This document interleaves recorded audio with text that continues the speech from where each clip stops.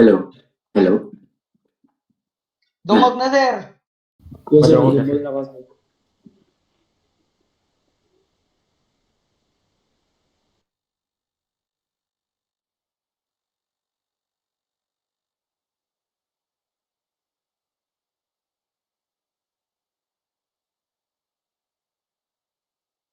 Okay, so asa ko wala na tong sugod.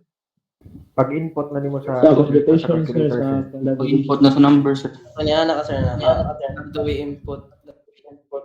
Okay, sige. So balik ko ha. So when you enter the data, make it sure na naka-separate siya with a comma, or kung di ka ganahan o separation ng comma, pwede din mo siya i-enter.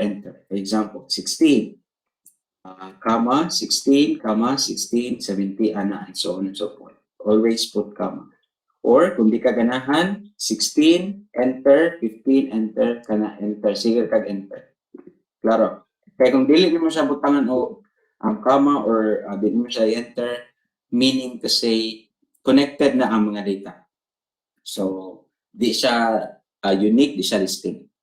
Okay? So, for example, mas nindot nga naka-tabular form yung data, kaya all you have to do is to copy and then paste. Okay? Click population, then calculate. Calculate na makita na sa ubos. So, dapat nga siya forma ka na mga comma. And calculate, makita na sa ubos ang mga answers. So, ang unsay kailangan na nato ani, ang mean ug ang standard deviation. Mora, mean and standard deviation. And again, always remember to to round it off to the nearest hundredths or up to 2 decimal places.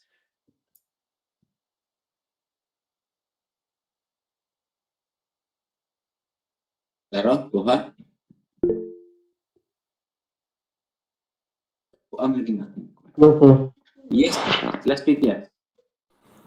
Excuse me, sir. About sa comma, but also kanang butang mo ni mag-comma, sir, no? After sa comma, sir, butang mo ni mag-space, sir. Di na kailangan, sir. Atay atong i-kuan ha para mas maklaro. 15, 15, what if wala space?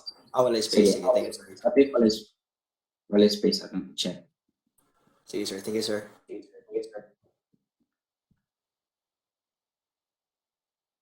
Kuha gyapon do.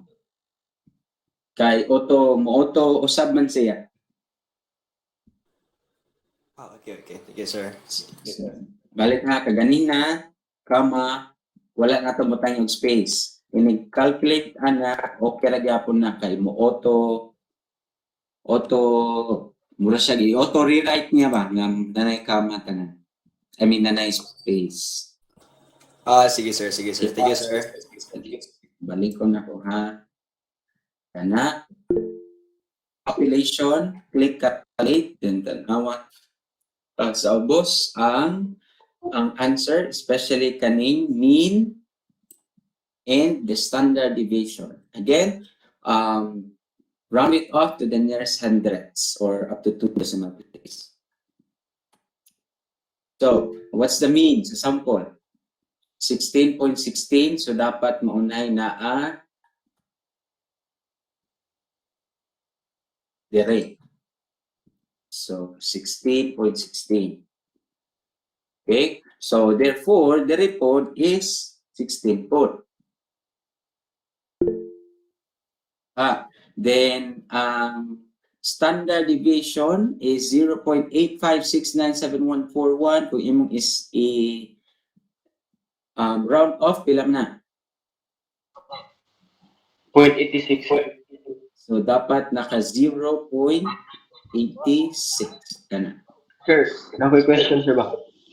Yes. Ang total number sa respondents kay i-add ang duha ka section.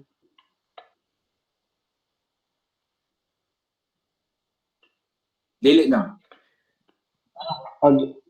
Di ba, isa raman ka section naka-assign sa inyo, ha? Duha mo sir. Calculate plus Okay. 20. Okay. Okay, atin ang duha. Sige. So, ani lahi-lahi ha, kung ang inyong section is isara, then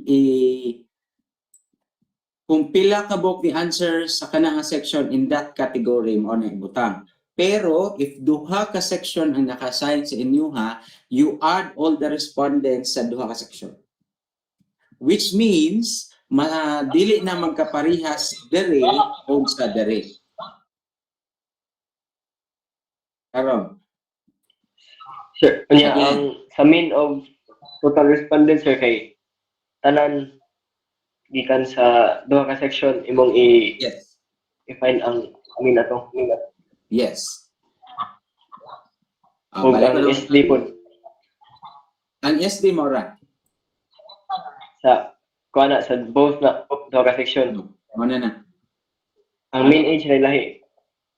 Kaya Sa- ini-input nimo sa data ngadto sa calculator ang duha naman ka sections. So, imong standard deviation mo na kung saan reflect dito kang mean mo na kung saan reflect dito. Ang Unya sa ang mean age na lang dire is dapat sa kani nga section in gamito. okay sir, thank you. Sige. Okay. So again, balik ko na ko ha. If isa ra ka section ang naka-assign sa inyo ha, then walay problema.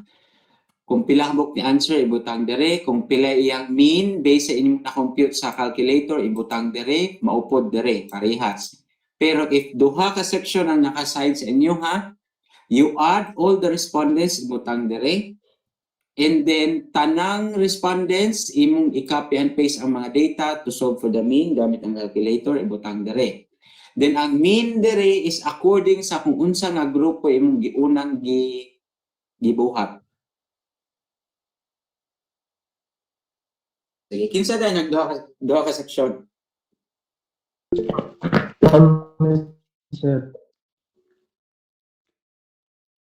Sige, mag-aso, you're raising your hand. College. mga Sige. section. Yes, sir. Okay, sige.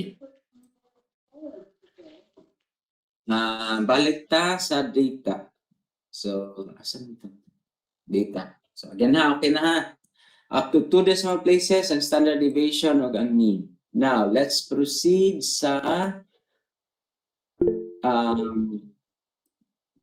Z-score. So, ang ato ang Z-score kat na ikaduha nga link na akong gihatag, which is this one.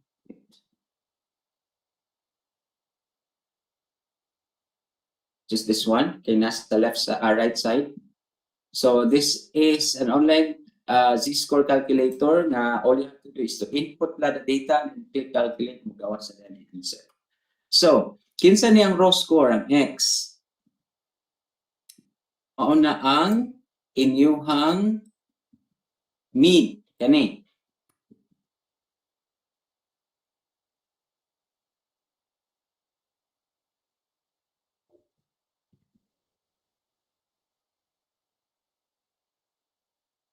Wait. Mean.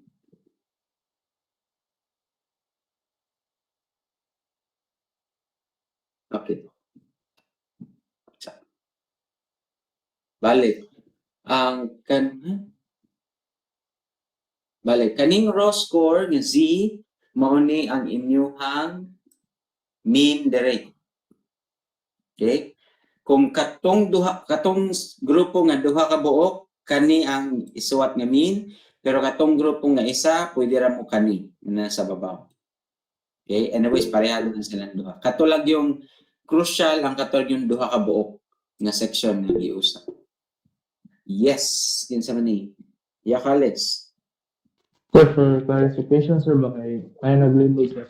If, di ba, duha man ka section na unsplit sa Mhm. ang kanang sa I don't know. male age, ang sa kanang sa male age, sir, katara ng data sa kanang section ng male age, para po ang male, ano, sir. Kani mean age nga pasabot mi daw kani? O kan. Mean na siya sa kana nga section, kani nga section. Sa isa na section, ang kanang male, Oh, isa the total na section. Yan, lahit na po sa lahit duha section. wala. So mas kapoy inyo ha kay duha man ka section. Ang kanang main of the total number of respondents or kato lang yung kasi Oh, gi-add na ang duha ka data sa duha ka grupo. Thank you, sir. Sir, excuse me, sir. Yes.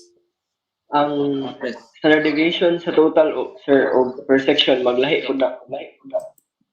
Wala kay i-compute nga standard deviation per section. So, ang gamiton na to, ang total Oh, sa duha ka section. oh, Okay, sir. sige. Any other questions and concerns? Okay, wala na. Again, balik ta. Unsa ning raw score? Ang main sa Ang mean, Mean sir. sa kada grupo. Okay? Now, population mean, so pila ka bok respondents, and then standard deviation kung unsay na-reflect dito nga standard deviation. Sa ato bitang babaw? Kani? Muna, permin nyo pang gamiton. Okay. Sample ta. Raw score. Let's say, for example, ang mean sa isa ka section kay 16.25. Okay? Akong sampulan ha ang katong duha ka section. For example, ang isa ka section kay 16.25 sa imong raw score 16.25, population mean kung pila sila kabuktanan.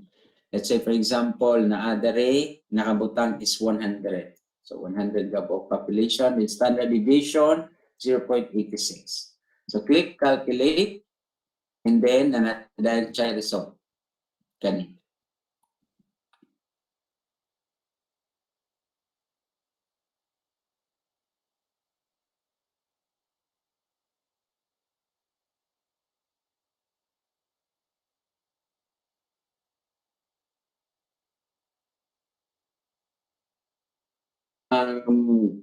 Let's say, ang isa ka section ganay 45. So 45, click calculate.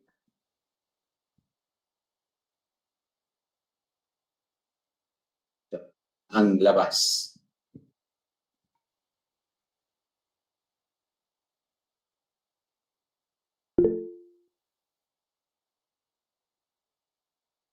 Lawrence.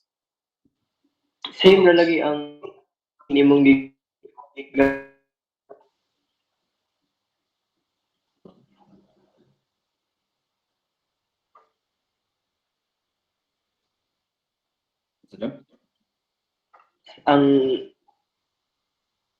imong gigamit nga raw score sa duha ka section magkaiba.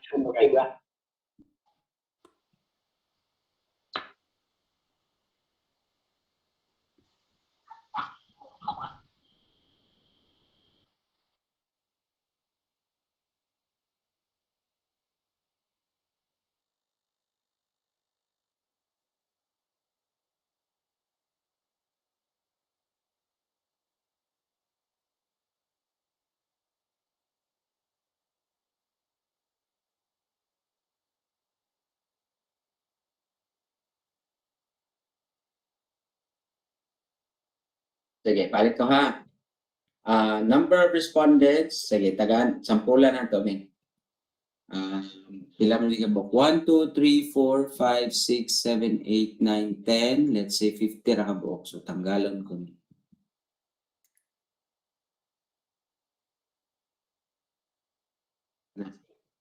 So, for example, isa ra ka section ang na-assign sa inyo ha, which is, let's say, grade 11 STEM. So, kanina inyong data nga makuha for that category. So, copy, then add to ka sa first nga calculator, balik. Then click population,